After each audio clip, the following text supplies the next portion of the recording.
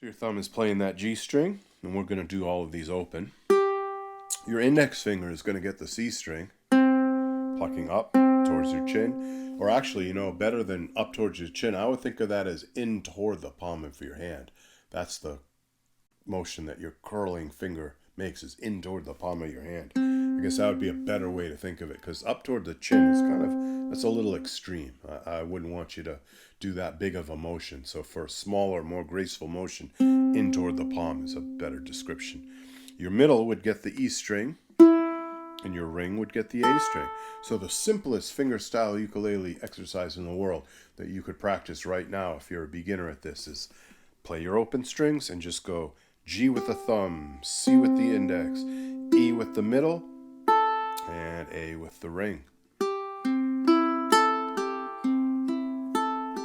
Get good with that, and you're on your way. You're starting to do good fingerstyle ukulele.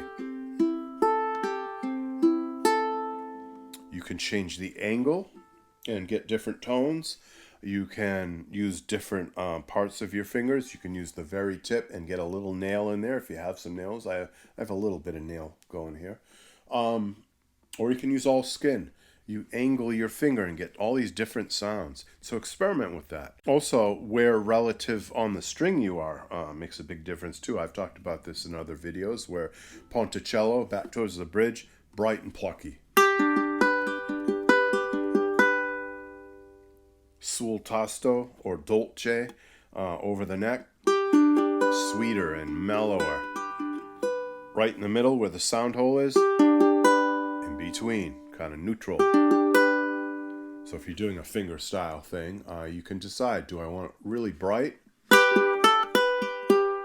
I want it neutral? Do I want it mellow? 3 very different sounds.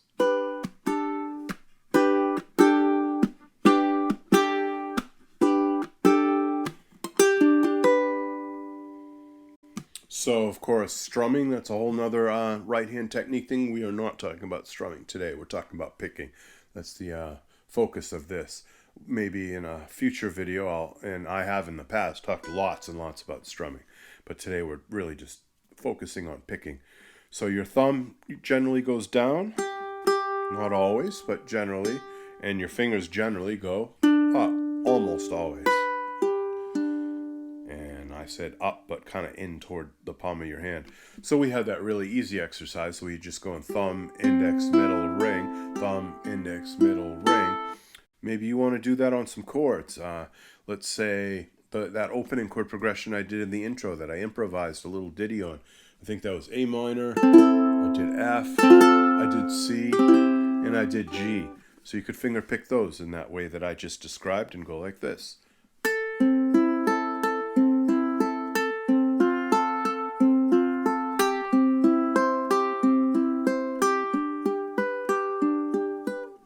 There you go. You get a little new agey sounding ditty when you do that. Some ambient music maybe.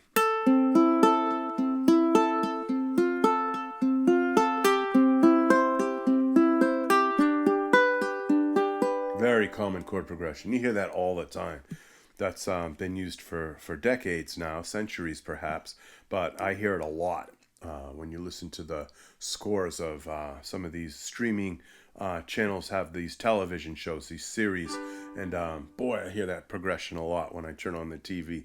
It's amazing. That's getting a lot of mileage these days.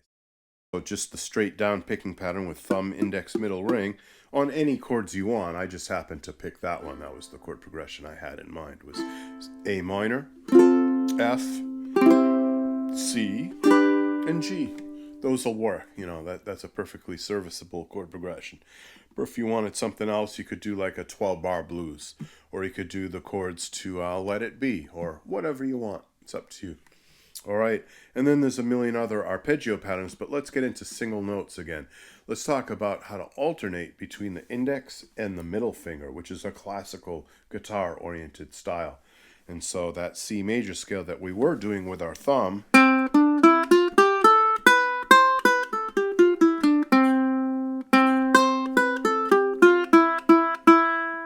perfectly good to use the thumb, but what if you wanted to alternate with your fingers? Hear the difference in sound? Thumb, fingers. Maybe it's subtle, maybe it's more subtle than the microphones can pick up, but there is a difference. My ears can hear a difference between this and this. This seems like the notes are more separated. Each one has its own space and there's a clear definition to the notes. Each has its own separate little attack. Whereas this seems like the notes run together a little more because it's the same digit doing these over and over, whereas this is alternating digits, the index having a slightly different sound than the middle. So I highly recommend that you practice that C major scale when you're working on your picking.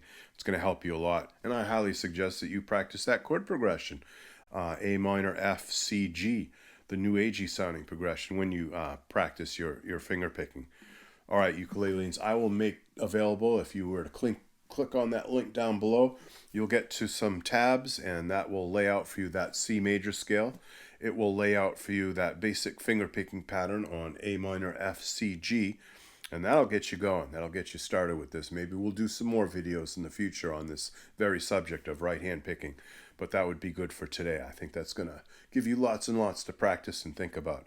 All right, fellow ukuleleans, you take care and be sure to subscribe, be sure to like, and be sure to click that notify bell. I'll catch you later. Bye-bye.